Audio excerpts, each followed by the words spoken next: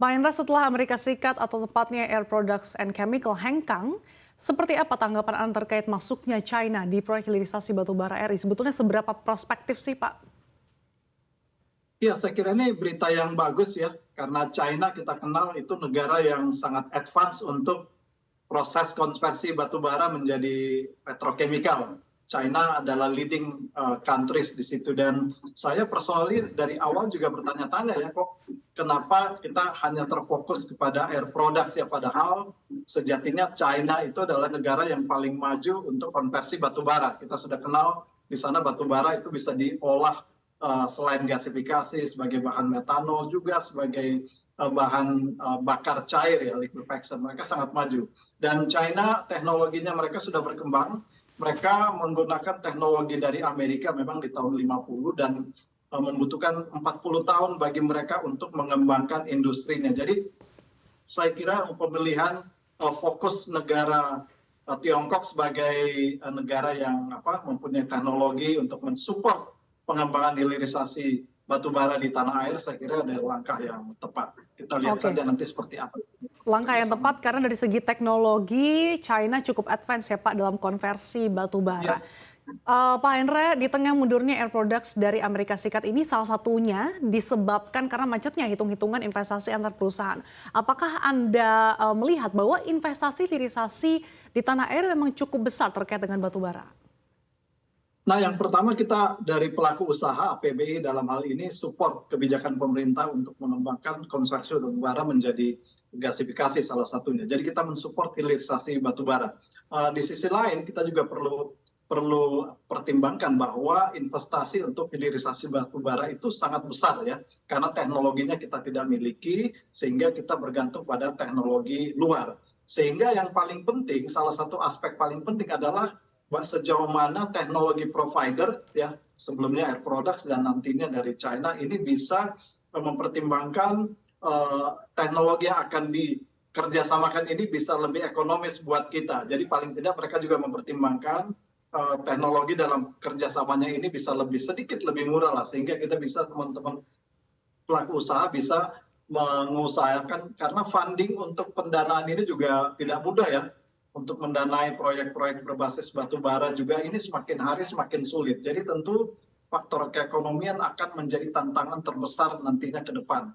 Apalagi di saat harga batu bara yang meskipun trennya menurun ini masih dalam level yang cukup bagus, sehingga perlu satu pertimbangan yang sangat matang dari pihak regulator, pemerintah dalam hal ini, dan tentu saja pelaku usaha yang akan bekerja sama dengan teknologi provider dalam hal ini dari negeri Tiongkok.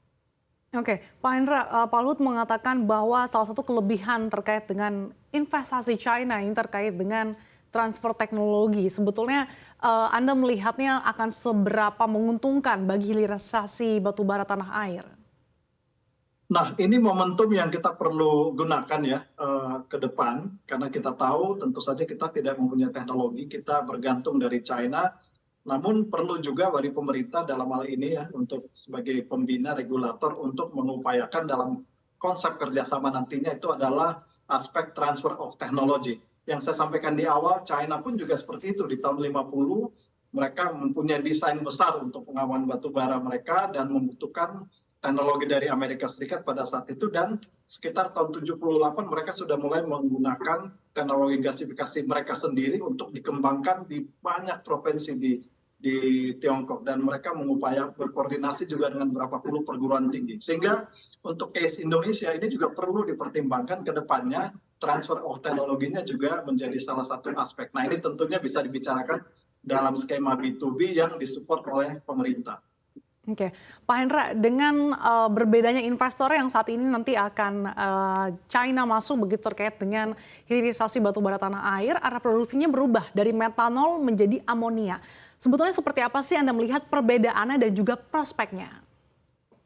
Saya kira ini tergantung dari demand ya. Jadi batu bara bisa dikonversi menjadi banyak produk petrochemical. Ada DME, tentu saja DME nanti bisa sebagai substitusi dari import LPG yang semakin hari semakin tinggi. Kemudian amonia juga, metanol untuk bahan baku industri. Nah, ini harus perlu suatu roadmap yang komprehensif dalam hal ini. Tidak ada kata terlambat ya.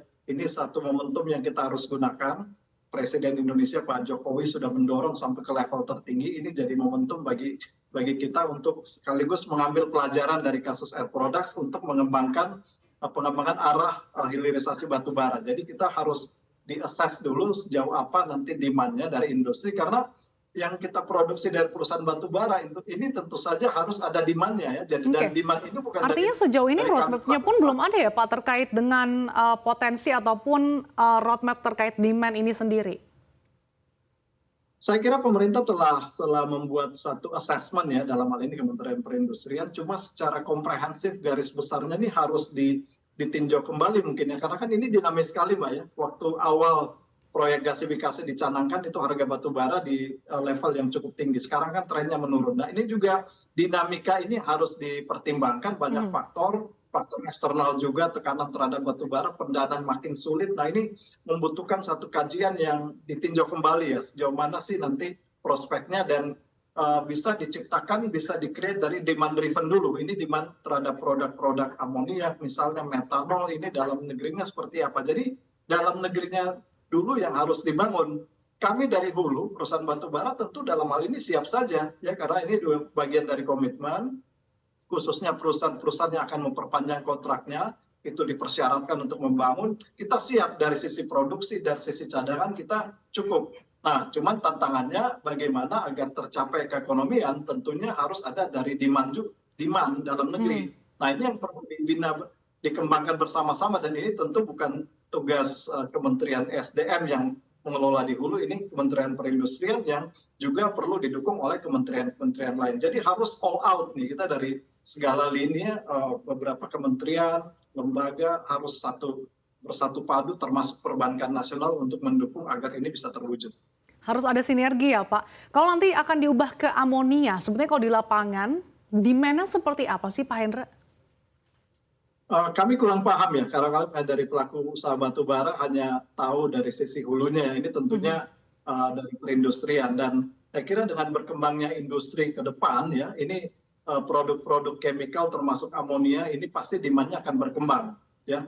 Tadi juga DME juga berkembang, demand-nya substitusi gas. Jadi demand untuk produk-produk konversi batu bara menjadi bahan petrochemical ini tentu meningkat, cuman harus dipetakan secara matang ya, sehingga pada saat terjadi perjanjian kerjasama antara perusahaan batu bara sebagai supplier kepada perusahaan teknologi provider yang akan mengelola gasifikasinya ini, mereka sudah tahu ini demand-nya nanti sampai 20 atau 30 tahun ke depan ini kemana saja. Nah ini tentunya bisa bekerja sama dengan BUMN, ada juga tentu saja ada petrokimia ya, dan perusahaan BUMN yang lain, sehingga harus terkoordinasi sama-sama, terintegrasi, sehingga kita punya satu roadmap yang jelas, dan ini juga memberikan keyakinan bagi investor untuk mereka bisa berinvestasi, karena mereka tahu bahwa produk yang akan dihasilkan ini akan mempunyai demand yang sudah diperhitungkan.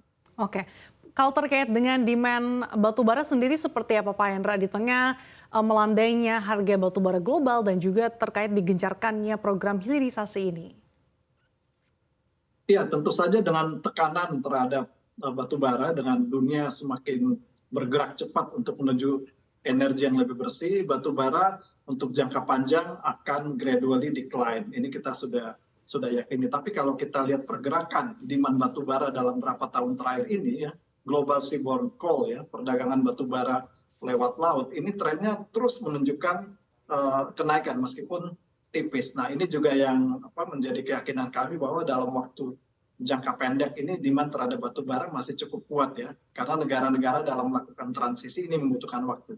Tiongkok, India, negara-negara termasuk Jepang, Korea, dan Taiwan itu juga mereka membutuhkan waktu untuk bisa berganti kepada energi yang lebih bersih, apalagi di Eropa juga dengan konflik Rusia dan Ukraina, sehingga kami melihat jangka pendek kita punya prospek yang masih cukup kuat. Memang tren harga menurun, tapi kalau kita bandingkan dengan rata harga di 2020, harga yang saat ini masih relatif cukup baik, meskipun beban kewajiban perusahaan juga semakin hari makin tinggi, jadi profit margin dari perusahaan-perusahaan juga semakin tertekan.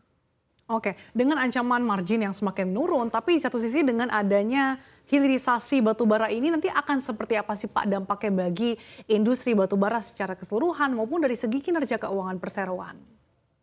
Nah, ini pertanyaan menarik. Dari sisi produksi tidak terlalu berdampak ya, karena beberapa proyek yang sedang digagas ini, misalnya di PTB atau kelompok usaha bumi ya, itu satu perusahaan mereka paling tidak untuk feedingnya sekitar 6 sampai 7 juta ton ya. Sementara PTBA itu menghasilkan 30 juta ton, bahkan berkembang terus.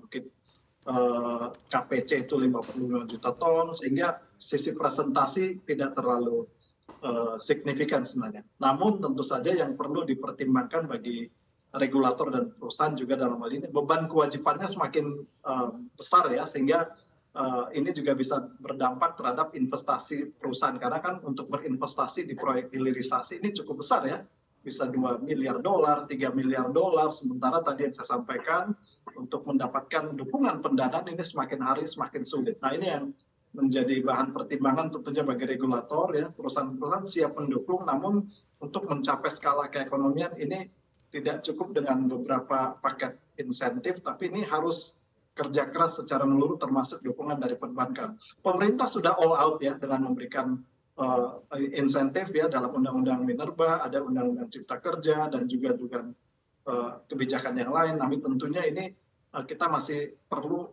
dukungan yang lebih luas lagi, termasuk bagaimana mengembangkan pasar demand domestiknya. Jadi harus dilihat secara komprehensif dari hulu ke hilirnya, ini terbangun satu roadmap yang lebih konkret dan lebih jelas.